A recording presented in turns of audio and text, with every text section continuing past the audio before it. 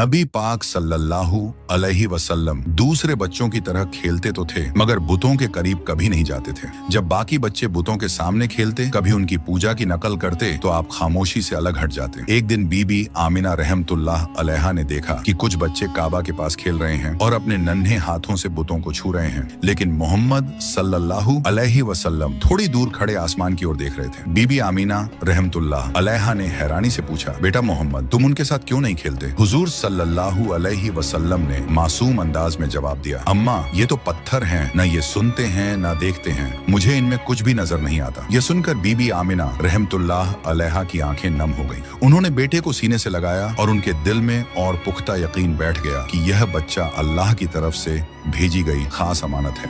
जब नबी पाक सल्लल्लाहु अलैहि वसल्लम 6 साल के हुए तो बीबी आमिना रहमतुल्लाह अलैहा ने फैसला किया कि वह बेटे को लेकर मदीना जाए। वहां उनके रिश्तेदार रहते थे और वह चाहती थीं कि हजरत मोहम्मद सल्लल्लाहु अलैहि वसल्लम अपने वालिद की कब्र की ज़ियारत भी कर लें, जो मदीना में ही थी। सफर आसान नहीं था, रेगिस्तान की तपती हवा, ऊंटों की सवारी और लंबी दूरी, मगर मोहम्मद सल्लल्लाहु अलैहि वसल्लम की आंखों में अजीब सा सब्र और हौसला झलक रहा था। वे मदीना में तकरीबन 1 महीने ठहरे। रिश्तेदारों से मुलाकात हुई। जब कब्र अब्दुल्लाह पर पहुंचे तो बीबी आमिना रहमतुल्लाह अलैहा ने कहा, बेटा, यही तुम्हारे वालिद की कब्र है, वह तुमसे बहुत मोहब्बत करते हैं। हुजूर सल्लल्लाहु अलैहि वसल्लम खामोशी से कब्र के पास खड़े रहे। मासूम आंखों से आंसू बहते रहे मगर जुबान से कोई लफ्ज न निकला। मदीना से वापसी पर काफिला अब्वा नाम की जगह पहुंचा। वहीं अचानक बीबी आमिना रहमतुल्लाह अलैहा बीमार पड़ गईं। बीमारी इतनी बढ़ गई कि चलना फिरना भी मुश्किल हो गया। उन्होंने अपने बेटे को सीने से लगाकर कांपती आवाज में कहा, बेटा मोहम्मद, शायद अब मैं तुम्हारे साथ न रह सकूं, मगर याद रखना, तुम कभी अकेले नहीं होगे। अल्लाह तुम्हारे साथ है। तुम्हें वो जिम्मेदारी मिलेगी जो दुनिया में किसी और को नहीं मिली।